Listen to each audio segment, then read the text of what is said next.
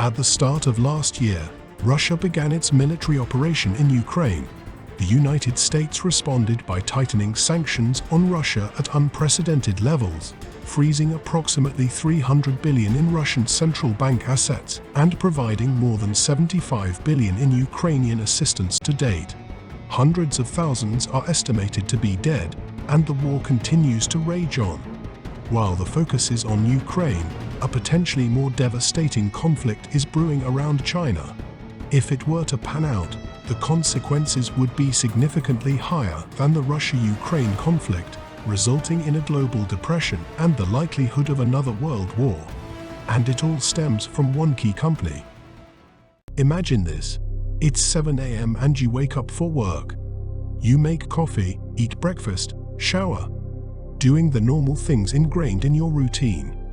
By the time you arrive at work, you've used thousands of semiconductor chips, from the fridge where you got your food, the coffee machine where you made coffee, the phone where you checked the weather, and even the very car you used to drive. Semiconductors are used for powering the functionality of a wide range of electronic devices, from smartphones and computers to automobiles and industrial equipment. The modern car has an astonishing average of 1,500 semiconductor chips. They are crucial components that have become increasingly important in today's technology-driven world. It is commonly assumed that US semiconductor companies produce their own products. The truth is that they rely on a single third party for their manufacturing needs. The Taiwan Semiconductor Manufacturing Company, known as TSMC, was founded in 1987 and is the world's largest semiconductor foundry, producing 60% of the world's semiconductors and over 90% of the most advanced ones. It's valued at over $500 billion, putting it in the top 10 of the world's largest companies. It operates under a fabless manufacturing model, which means it manufactures chips for leading semiconductor companies without designing or selling its own end products. The company specializes in technologies that enable the production of smaller, faster, and more power-efficient chips. Since TSMC is a Taiwanese company, it faces major political risk stemming from the conflict between Taiwan and China. Taiwan, officially known as the Republic of China, is a self-governed democratic island. It has maintained a separate government and economy from mainland China since the Chinese Civil War in the late 1940s. Despite this, China still considers Taiwan a part of its territory. China claims sovereignty over Taiwan and views any attempts at formal independence as a red line. In recent years, TSMC business dealings have further complicated the Taiwan-China conflict. TSMC providing vital technology to American companies is a barrier for China's ability to consolidate control and reinforce its dominance as a global superpower. As a result, China has been signaling a potential invasion, performing military exercises and simulations near Taiwan. China also sent over 1,700 planes into Taiwan's Air Defense Identification Zone in 2022. This is up from the 972 in 2021, and up a whopping 455% from the 380 flyovers in 2020. Perhaps a more daunting revelation is the fact that Warren Buffett sold his entire stake of TSMC shares earlier this year. When questioned about the move, he reaffirmed that TSMC is one of the most well-managed companies in the world, and that there's nobody in their league when it comes to the chip business. Their geographic location is the only reason he exited his position.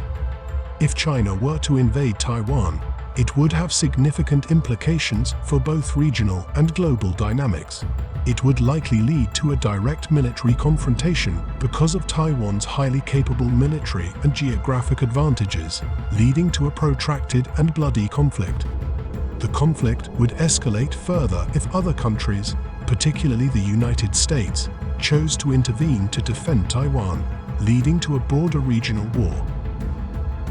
Russia would likely come to the direct military aid of China along with other strategic allies from both sides.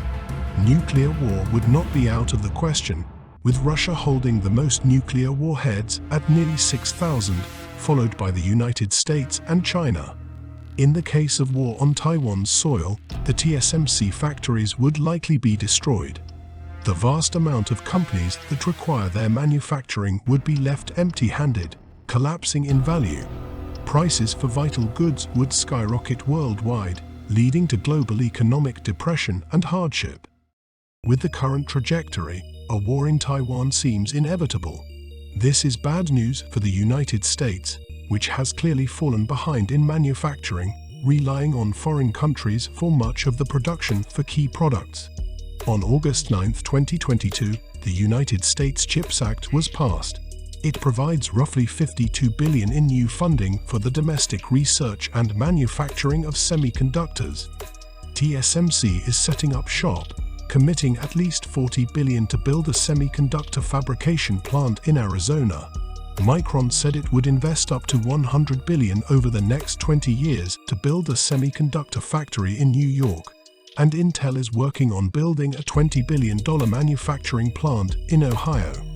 Even with enormous budgets, chip manufacturing is extremely complicated. For example, the Ohio plant is estimated to take 3 to 5 years to build, with production starting in 2025 at the earliest. Taiwan Semiconductor's plant has been in the works since 2020, and chip production was supposed to begin by 2023.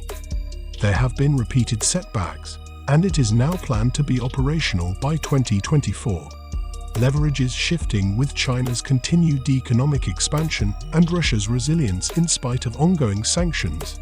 The United States finds itself in a difficult spot, and the fate of TSMC and Taiwan is bleak. Be sure to check out my other videos. I think you will enjoy them. Until then, I'll see you in the next episode.